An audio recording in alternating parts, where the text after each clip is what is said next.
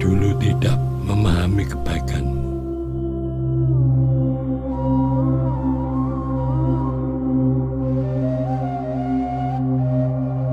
Sekarang saya telah menjadi tua. Ya Allah, Maha Penyayang, saat saya merenungkan hidup ini, saya lebih memahami arti korban.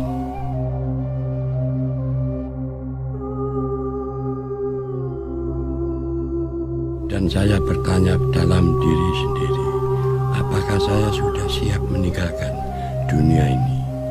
Ya sudah. Hampir, tetapi belum juga.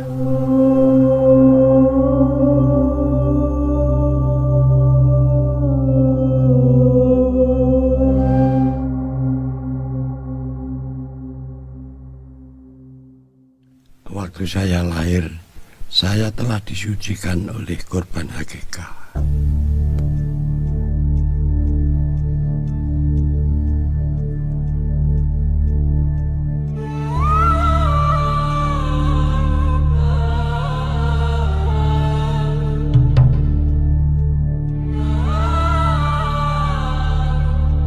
Bismillahirrahmanirrahim.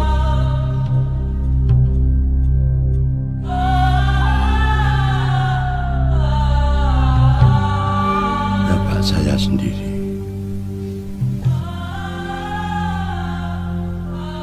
Waktu saya masih sangat kecil, dia telah memberikan hidupnya untuk berperang merebut kemerdekaan bangsa.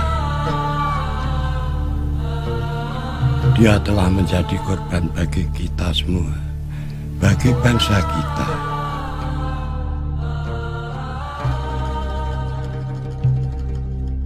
Dari awal, hidup saya menjadi berarti oleh pengorbanan darah. Peran korban selalu seperti ini sejak permulaan penciptaan.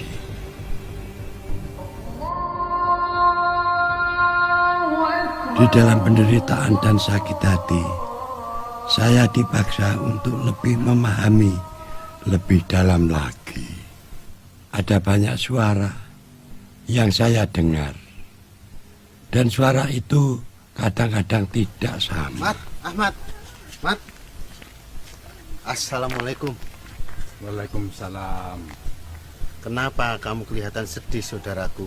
Saya baru saja memikirkan yang dikatakan Imam di surau. Dia selalu menyinggung kitab suci Injil. Bapakmu selalu mengatakan kepada saya untuk membaca dan menyelidiki kitab-kitab suci, termasuk kitab suci Injil.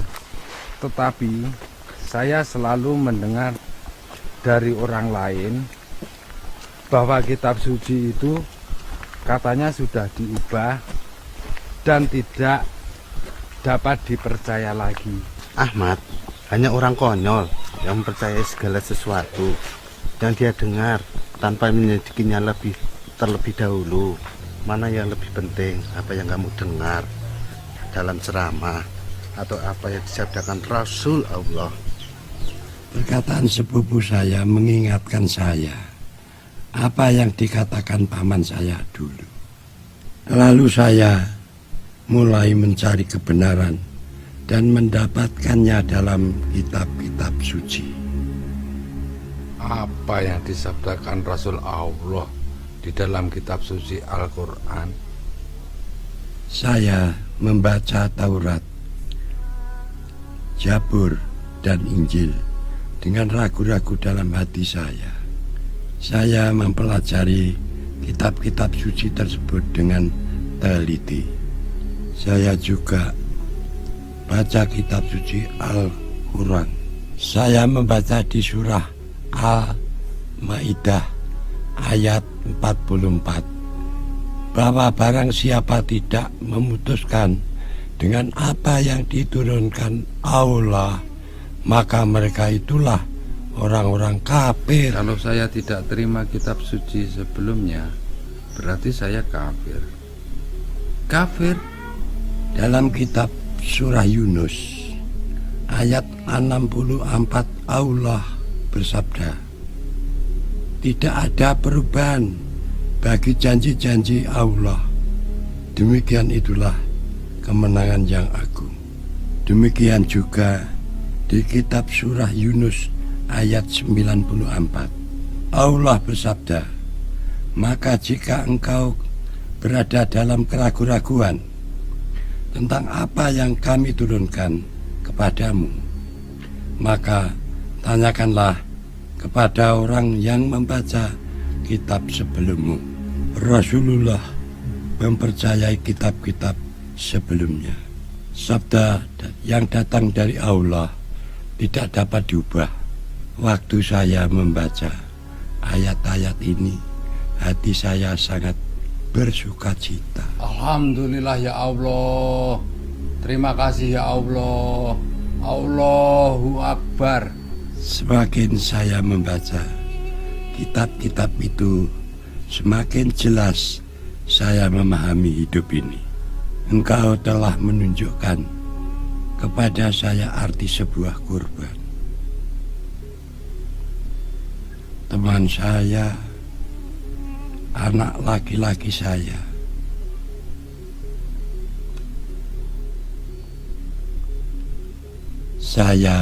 telah membaca perintah Nabi Musa alaihissalam.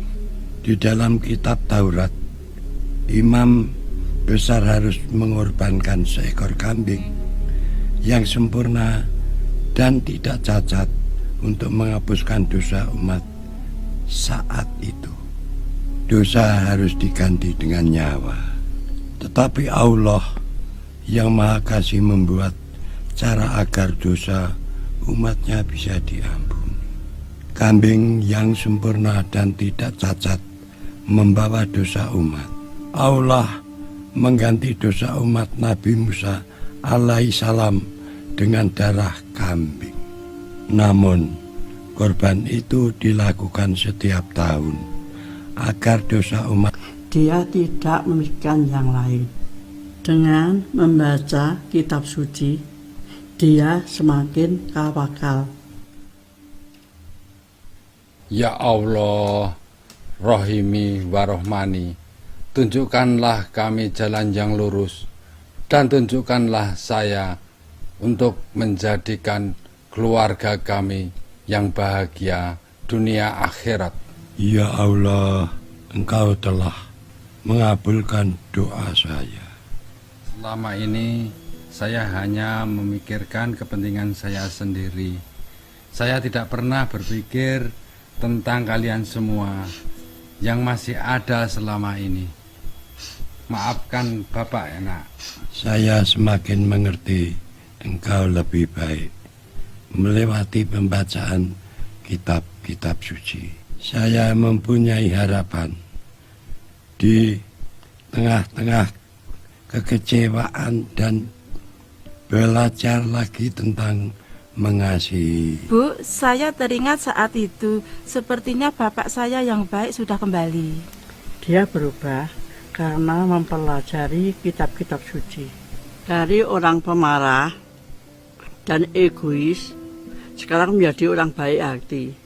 Dia sudah menemukan jalan yang lurus dan menjalaninya. Betapa baiknya jika seluruh keluargamu menerima rahmat seperti bapakmu. Di mana ada dosa, tidak akan ada pengharapan untuk pengampunan.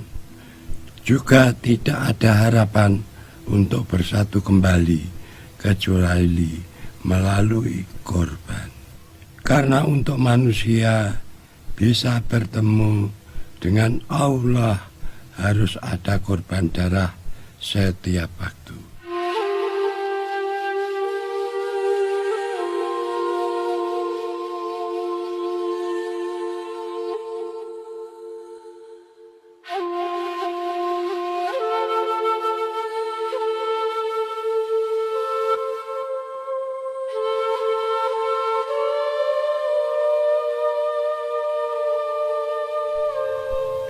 Akhirnya saya mencapai puncak dari pencarian saya. dengan membaca kisah Nabi Yahya alaihissalam dan pengajarannya. Nabi Yahya alaihissalam membicarakan seseorang rasul yang memenuhi janji Allah sejak penciptaan alam semesta. Lihatlah, korban yang datang dari Allah yang memikul dosa setiap umat.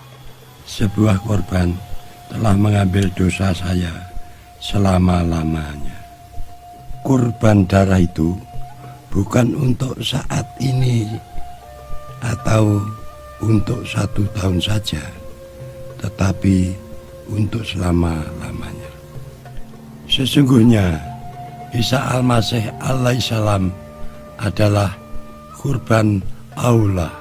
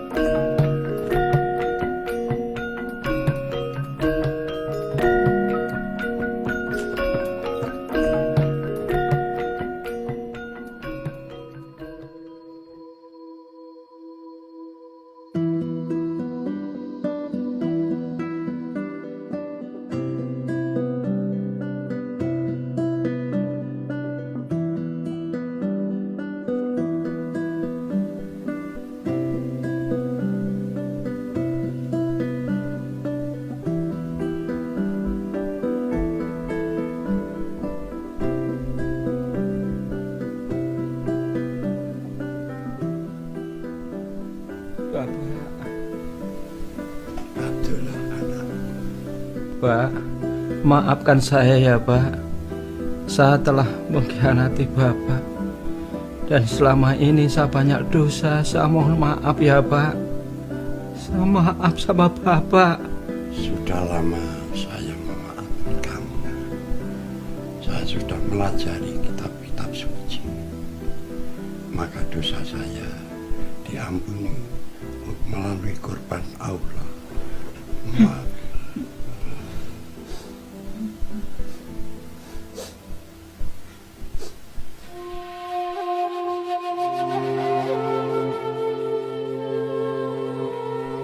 Anakku yang dulu pergi, sekarang sudah kembali. Sekarang, Abdullah berjanji kepada saya untuk selalu membaca kitab suci dan mentaati semua perintahnya dan menjauhi larangannya.